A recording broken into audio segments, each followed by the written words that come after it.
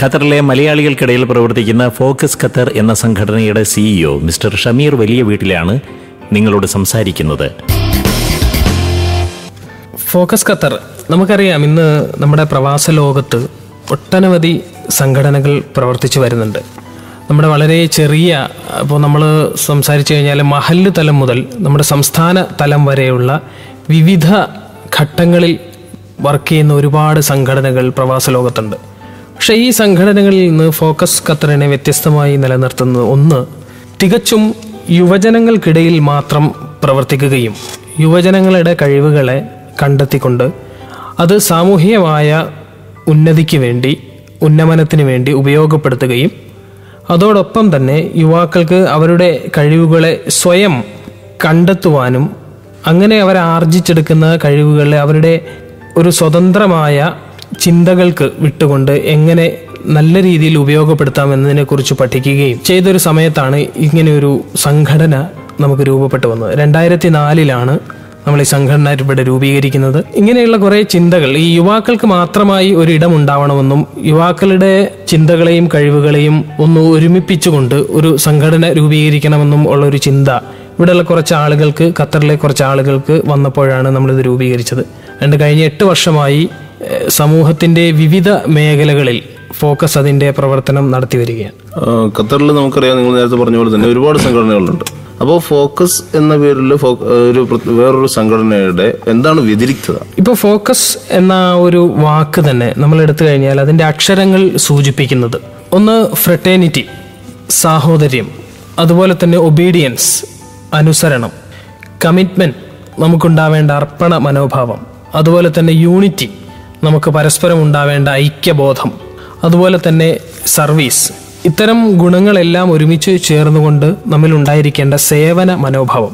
ഇപ്പം നിങ്ങൾ ചോദിച്ചല്ലോ മറ്റ് സംഘടനകളിൽ നിന്ന് എങ്ങനെ ഫോക്കസ് വ്യതിരിക്തമാവുന്നു എന്നുള്ളത്. ഇപ്പം നമുക്കറിയാം, ഒരുപാട് സംഘടനകൾ ഇവിടെ ഒരുപാട് പ്രവർത്തനങ്ങൾ, വളരെ നല്ല രീതിയിലുള്ള ഒരുപാട് പ്രവർത്തനങ്ങൾ നടത്തിക്കൊണ്ടിരിക്കുകയാണ്. ഫോക്കസിനെ സംബന്ധിച്ചിടത്തോളം ഇത്തരം എല്ലാ പ്രവർത്തനങ്ങളെയും, സാമൂഹ്യമായ നന്മകൾക്ക് ഉപയുക്തമാകുന്ന എല്ലാ പ്രവർത്തനങ്ങളെയും ഫോക്കസും ഫോക്കസിന്റെ വളണ്ടിയേഴ്സും പരിപൂർണമായി പിന്തുണയ്ക്കുന്നതോടൊപ്പം തന്നെ ഇങ്ങനെയുള്ള സംഘടനകൾ വിട്ടുപോയതോ മറന്നുപോയതോ അല്ലെങ്കിൽ അവരുടെ ശ്രദ്ധയിൽപ്പെടാത്തതോ ആയ കാര്യങ്ങളെ അന്വേഷിക്കുകയും അതിൽ പഠനം നടത്തുകയും ചെയ്തുകൊണ്ട് ആ കാര്യങ്ങൾ കൂടി സമൂഹ മധ്യത്തിലേക്ക് കൊണ്ടുവരിക എന്നുള്ളതാണ് ഫോക്കസിന്റെ ഒന്നാമതായിട്ടുള്ള ലക്ഷ്യം തന്നെ. അല്ലാതെ ഒരു സംഘടനയെയും നമ്മൾ ഒരു വേറെ രീതിയിൽ അവരെ എതിർക്കുകയോ മറ്റു രീതിയിലേക്കോ നമ്മൾ പോകുന്നില്ല. മറിച്ച് എല്ലാ സംഘടനകളെയും ഒരുമിച്ച് നിർത്തുകയും നമ്മൾ അവരുടെ കാര്യങ്ങളെ വളരെ പോസിറ്റീവായി പിന്തുണയ്ക്കുകയും ചെയ്യുന്നതോടൊപ്പമാണ് നമ്മൾ ഈ വ്യത്യസ്തങ്ങളായ പ്രവർത്തനങ്ങളുമായി നമ്മൾ മുന്നോട്ട് പോകുന്നത്. ഏത് വർഷമാണ് ഫോക്കസ് ഖത്തറിൽ രൂപീകരിക്കപ്പെട്ടത്? നമ്മൾ 2003 അത് രൂപീകരിച്ചെങ്കിലും നമ്മൾ ഏതാണ്ട് ഒരു വർഷക്കാലത്തോളം നമ്മൾ വളരെ സൈലന്റ് ആയിട്ട് ഹോംവർക്ക് ചെയ്യുകയും അതിനുശേഷം 2004 നമ്മൾ ഔദ്യോഗികമായി പൊതുജനങ്ങൾക്കിടയിൽ ഇങ്ങനെയൊരു സംഘടനയെക്കുറിച്ച് പ്രഖ്യാപനം നടത്തുന്നു. ഫോക്കസിന്റെ ഒരു ലക്ഷ്യം തന്നെ ഞാൻ ആദ്യം പറഞ്ഞ പോലെ യുവാക്കളുടെ ധാർമ്മികമായിട്ടുള്ള എല്ലാ തലങ്ങളിലുമുള്ള ഒരു ഉന്നമനമാണ് നമ്മൾ ലക്ഷ്യമാക്കുന്നത്. യൂത്ത് എംപവർമെന്റ്, അങ്ങനെയാണ് നമ്മൾ പ്രയോഗിക്കാറുള്ളത്, യൂത്ത് എംപവർമെന്റ്.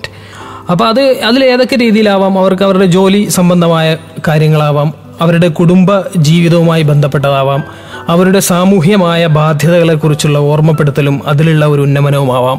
അങ്ങനെ ഒരു മനുഷ്യ ജീവിതത്തിൻ്റെ ഏതെല്ലാം തലങ്ങളിൽ, ഏതെല്ലാം റോളുകളിൽ നമ്മൾ ജീവിക്കുന്നോ എല്ലാ തലത്തിലുമുള്ള എല്ലാ ഉന്നമനവുമാണ് ഫോക്കസ് ലക്ഷ്യമാക്കുന്നത്. അതിൻ്റെ ഒരു ഭാഗമാണ് ഇപ്പോൾ പ്രവാസികളെ സംബന്ധിച്ചിടത്തോളം ജോലി കണ്ടെത്തുക എന്നുള്ളത് ഒരു പ്രധാനപ്പെട്ട ഘടകം തന്നെയാണ്. അപ്പോൾ അതുകൊണ്ട് തന്നെ അതിനാവശ്യമായ ലീഡർഷിപ്പ് ട്രെയിനിങ് ക്യാമ്പുകൾ, അവർക്ക് വേണ്ട പേഴ്സണാലിറ്റി ഡെവലപ്മെൻറ്റ് സെഷനുകൾ, അങ്ങനെയുള്ള എങ്ങനെ ഇൻ്റർവ്യൂ എങ്ങനെ അറ്റൻഡ് ചെയ്യാം, ഒരു ജോലി എളുപ്പത്തിൽ എങ്ങനെ കണ്ടെത്താം, ഇങ്ങനെയുള്ള ഒരുപാട് ട്രെയിനിങ്ങുകൾ നമ്മൾ കൊടുക്കുന്നുണ്ട്. പക്ഷേ നമ്മളൊരു ഫോക്കസ് ഒരു ജോലി മേടിച്ചു കൊടുക്കുന്ന ഒരു സംഘടന അങ്ങനെ ആ രീതിയിൽ നമുക്ക് പറയാൻ പറ്റില്ല.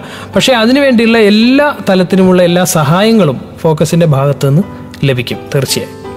കൂടാതെ എഡ്യൂക്കേഷൻ ലൈനിലാണെങ്കിലും എല്ലാം ഫോക്കസ് കാര്യങ്ങൾ ചെയ്യുന്നുണ്ട്. എഡ്യൂക്കേഷൻ തീർച്ചയായും നമ്മൾ കോൺസെൻട്രേറ്റ് ചെയ്യുന്ന മറ്റൊരു പ്രധാന മേഖലയാണ് ഈ എഡ്യൂക്കേഷനുമായി ബന്ധപ്പെട്ട് മറ്റൊരു കാര്യം എനിക്കിപ്പോൾ എടുത്തു പറയാൻ തോന്നുന്നത്, ഫോക്കസിനെ സംബന്ധിച്ചിടത്തോളം അതിൻ്റെ ഒരു പ്രവർത്തന ശൈലി തന്നെ ഒരു പരമ്പരാഗതമായ സംഘടനാ ശൈലി അല്ല ഫോക്കസ് സ്വീകരിച്ചിരിക്കുന്നത്. അപ്പം നിങ്ങൾക്ക് തന്നെ അറിയാം, അപ്പോൾ നമ്മൾ സാധാരണ പ്രസിഡന്റ്, സെക്രട്ടറി അല്ലെങ്കിൽ ചെയർമാൻ, കൺവീനർ എന്നൊക്കെ പറയുന്ന പോലെയല്ല. നമ്മളൊരു കമ്പനി സ്ട്രക്ചറിലാണ് ഈ സാധനം പോകുന്നത്. ഇപ്പോൾ CEO, ഡെപ്യൂട്ടി CEOs, അതുപോലെ administration, human resource, social welfare, അങ്ങനെ തുടങ്ങി ഞങ്ങൾക്ക് ഈ CEO, ഡെപ്യൂട്ടി CEO എന്നുള്ള അഡ്മിനിസ്ട്രേഷൻ ലെവൽ കഴിഞ്ഞാൽ പിന്നെ നമുക്ക് 10 മാനേജേഴ്സാണ് നമുക്കുള്ളത്, 10 ഡിപ്പാർട്ട്മെന്റുകൾ. ഓരോ ഡിപ്പാർട്ട്മെന്റുകളും മാനേജർമാരുണ്ട്. ആ മാനേജർമാരാണ് അതാത് മേഖലകളിലുള്ള കാര്യങ്ങളെക്കുറിച്ച് ചർച്ച ചെയ്യുകയും അത് പ്രോഗ്രാം ഡിസൈൻ ചെയ്യുകയും ചെയ്യുന്നത്. അപ്പോൾ അതിൽപ്പെട്ട നമ്മുടെ ഒരു ഡിപ്പാർട്ട്മെന്റായ ഹ്യൂമൻ റിസോഴ്സ് ഡിപ്പാർട്ട്മെന്റ്, ആ ഡിപ്പാർട്ട്മെന്റ് ചെയ്യുന്ന പ്രവർത്തനങ്ങളാണ് വിദ്യാഭ്യാസ പ്രവർത്തനങ്ങൾ, അതുപോലെ തന്നെ കരിയർ സംബന്ധമായ കാര്യങ്ങൾ, ഈ ആളുകൾക്ക് ജോലി കണ്ടെത്തുന്നതിനെ കൊണ്ടുള്ള ലീഡർഷിപ്പ് ക്യാമ്പുകൾ, ഇങ്ങനെയുള്ള സംഗതികളൊക്കെ ഹ്യൂമൻ റിസോഴ്സുമായി ബന്ധപ്പെട്ട ഏതെല്ലാം പ്രവർത്തനങ്ങളുണ്ടോ ഇതൊക്കെ പ്രോഗ്രാം ആലോചിക്കുന്നതും ഡിസൈൻ ചെയ്യുന്നതും നമ്മുടെ HR ഡിപ്പാർട്ട്മെന്റ്. ചില സംഘടനകൾ അവരുടെ പ്രഖ്യാപിത ഭരണഘടനയിലും മറ്റും ഒരുപാട് ലക്ഷ്യങ്ങൾ പറയുകയും എന്നാൽ പ്രവൃത്തി പദത്തിൽ വരുമ്പോൾ ഏതാനും ചുരുങ്ങിയ പോയിന്റിൽ ഒതുങ്ങിക്കൂടി പോവുകയും ചെയ്യാറുണ്ട്. അപ്പൊ നിങ്ങൾ ഒരുപാട് ലക്ഷ്യങ്ങൾ വെക്കുന്നു എന്ന് പറയുന്ന സമയത്ത് തന്നെ ഖത്തറിൽ ജീവിക്കുന്ന ഒരു യുവാവ്, ഒരു മലയാളിയായ യുവാവിനെ സംബന്ധിച്ച് അയാളുടെ ജീവിതത്തിൽ സമസ്ത മേഖലയിലും സപ്പോർട്ട് ചെയ്യുന്ന രീതിയിൽ, വഴി കാണിക്കുന്ന രീതിയിൽ ഫോക്കസ് കാര്യങ്ങൾ ചെയ്യുന്നുണ്ടോ എന്നാണ് ഞാൻ ചോദിച്ചത്. തീർച്ചയായും അതിനുള്ള ഒരു ഉദാഹരണം എന്താ വെച്ചാൽ, ഞങ്ങളുടെ ഡിപ്പാർട്ട്മെന്റുകൾ വേർതിരിച്ചിരിക്കുന്നതിന്റെ ഘടനാ രൂപം തന്നെയാണ്. ഇപ്പോൾ ഞാൻ പറഞ്ഞ HR, നമുക്കുള്ള മറ്റൊരു ഡിപ്പാർട്ട്മെന്റ് സോഷ്യൽ വെൽഫെയർ, അതുപോലെ തന്നെ ഹെൽത്ത് കെയർ, അതുപോലെ നമ്മുടെ പബ്ലിക് റിലേഷൻ, അങ്ങനെ തുടങ്ങിയിട്ടുള്ള ഡിപ്പാർട്ട്മെന്റുകളാണ് നമുക്കുള്ളത്. അപ്പം നമ്മൾ വളരെ ഹോംവർക്ക് ചെയ്തുകൊണ്ടും വളരെ ആലോചിച്ച് തീരുമാനിച്ചുണ്ടാക്കിയ സംഗതികളാണ് ഈ ഡിപ്പാർട്ട്മെന്റുകളെ വേർതിരിച്ചത് തന്നെ. നമ്മുടെ ഘടനാ രൂപം തന്നെ സാധാരണ ഒരു മലയാളി യുവാവിനെ സംബന്ധിച്ച് അവന്റെ ഏതെല്ലാം തലങ്ങളിലാണോ അവനൊരു ഡെവലപ്മെന്റ് വേണ്ടി വരിക, ആ തലങ്ങളെക്കുറിച്ച് എല്ലാം പഠനം നടത്തിയ ശേഷമാണ് നമ്മൾ ഇത്തരം ഡിപ്പാർട്ട്മെന്റ് രൂപീകരിച്ചിട്ടുള്ളത്. ഇപ്പൊ നമ്മുടെ സോഷ്യൽ വെൽഫെയർ ഡിപ്പാർട്ട്മെന്റ്, അപ്പൊ അങ്ങനെ ഒരു ഡിപ്പാർട്ട്മെന്റ് ഉണ്ട്. അതിന്റെ കീഴിൽ വരുന്ന ഒരുപാട് പ്രവർത്തനങ്ങൾ. അപ്പോൾ നമ്മുടെ തന്നെ ഒരു ബ്രാൻഡ് പ്രോഗ്രാമാണ് എക്കോ ഫോക്കസ്. നമ്മൾ പറയുന്നത് ഇപ്പോൾ എല്ലാ വർഷവും നമ്മൾ നടത്താറുള്ള, അതായത് പരിസ്ഥിതി സംരക്ഷണം, അതിന്റെ ആവശ്യകത, പരിസ്ഥിതി സൗഹൃദ ജീവനത്തിന്റെ ആവശ്യകത, ജനങ്ങൾ മനസ്സിലാക്കേണ്ട, അപ്പോൾ പരിസ്ഥിതിയുമായി ബന്ധപ്പെട്ടുള്ള എന്തെല്ലാം കാര്യങ്ങളുണ്ടോ, ഇപ്പോൾ ഒരു എക്കോ ഫ്രണ്ട്ലി ലൈഫ് അത് ക്രിയേറ്റ്, അത് ഒരു ദൈവികമായ ഒരു കാഴ്ചപ്പാടിന്റെ ഭാഗമാണ്. അപ്പോൾ ആ ഒരു തലത്തിലേക്ക് ആളുകളുടെ ബോധത്തെ കൊണ്ടുവരുന്നതിന് ആവശ്യമായ പ്രവർത്തനങ്ങൾ അത് ഞങ്ങൾ എല്ലാ വർഷവും നടത്തി വരുന്ന ഒരു സംഗതിയാണ്. പിന്നെ നമ്മുടെ മറ്റൊരു ബ്രാൻഡ് പ്രോഗ്രാമാണ് എഡ്യു ഫോക്കസ്.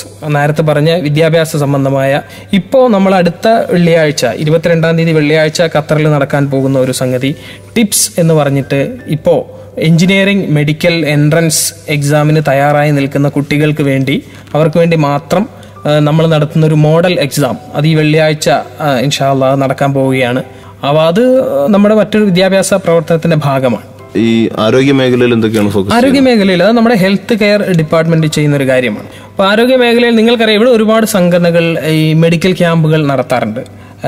ഒരുപാട് സംഘടനകൾ മെഡിക്കൽ ക്യാമ്പ്. പക്ഷെ നമ്മളെ സംബന്ധിച്ചിടത്തോളം അങ്ങനെ എവിടെയെങ്കിലും എന്തെങ്കിലും ഒരു മെഡിക്കൽ ക്യാമ്പ്, ഒരു വളരെ വൈഡായിട്ടൊരു മെഡിക്കൽ ക്യാമ്പ് നടത്തുക എന്നതിലുപരി നമ്മൾ നടത്തുന്ന മെഡിക്കൽ ക്യാമ്പുകൾ സാധാരണ, അപ്പം നിങ്ങൾക്കറിയാം, മെയ് 1 ലോക തൊഴിലാളി ദിനമാണ്.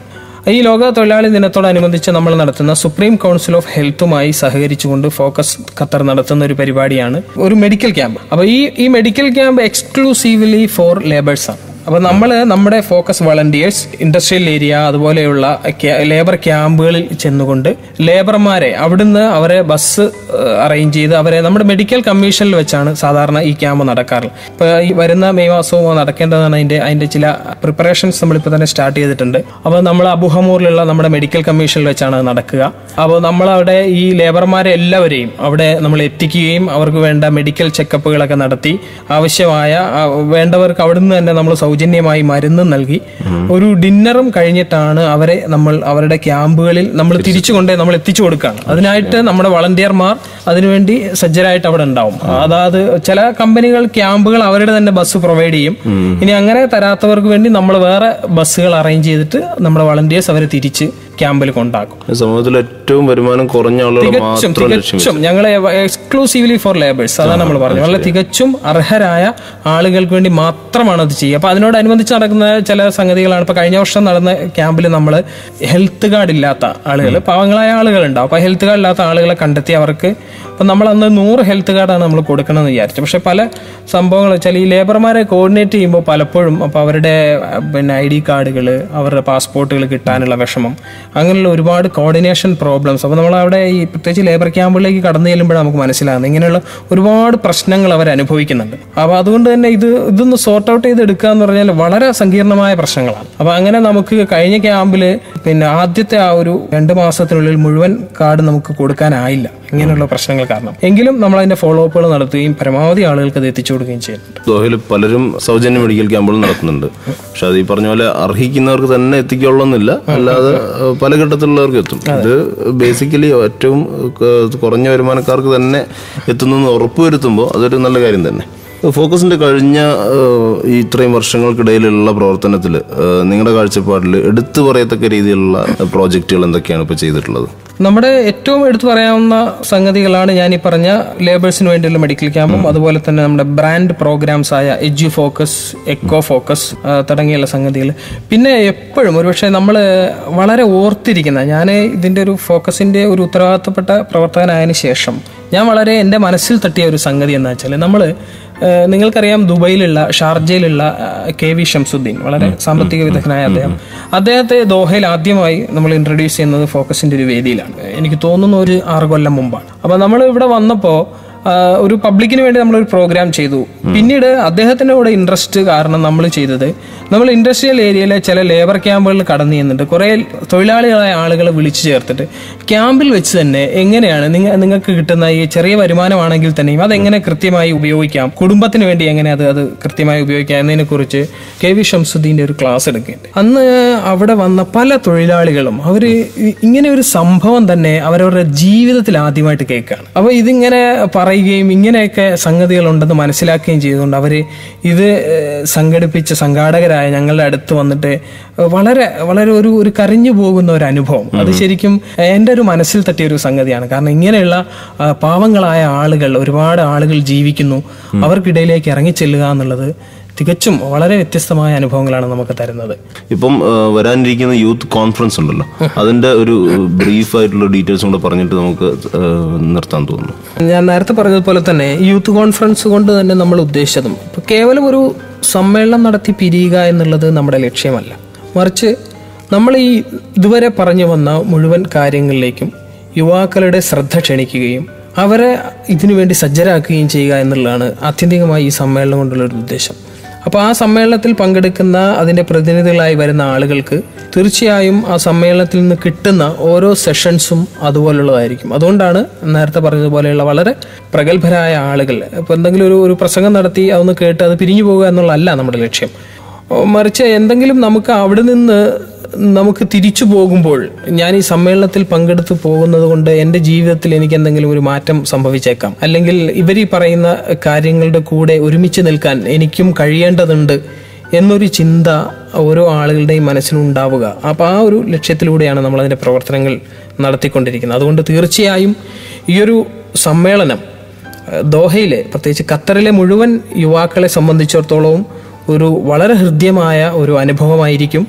അതുകൊണ്ട് ഇത് ശ്രവിക്കുന്ന മുഴുവൻ യുവാക്കൾ എന്ന് ഞാൻ എടുത്തു പറയാൻ കാരണം ഒരു യുവജന സംഘടന നടത്തുന്ന ഒരു കോൺഫറൻസ് ആയതുകൊണ്ടാണ് അങ്ങനെ പറയാൻ കാരണം. ഒപ്പം ഇതിൻ്റെ പബ്ലിക് കോൺഫറൻസിൽ മുഴുവൻ ആളുകളും പങ്കെടുക്കുകയും ഈ സമ്മേളനം നമ്മുടെയൊക്കെ ഹൃദയത്തോട് ചേർത്ത് വെക്കുകയും വളരെ വലിയൊരു വിജയമാക്കി നമ്മുടെ ഖത്തറിൻ്റെ ചരിത്രത്തിൽ തന്നെ മലയാളികൾക്കിടയിലെ ഒരു നാഴികക്കല്ലായി മാറ്റുകയും ചെയ്യണം. അതിനുള്ള എല്ലാ സഹായങ്ങളും സഹകരണങ്ങളും എല്ലാ ശ്രോതാക്കളോടും വളരെ വിനീതമായി അഭ്യർത്ഥിക്കുകയാണ്.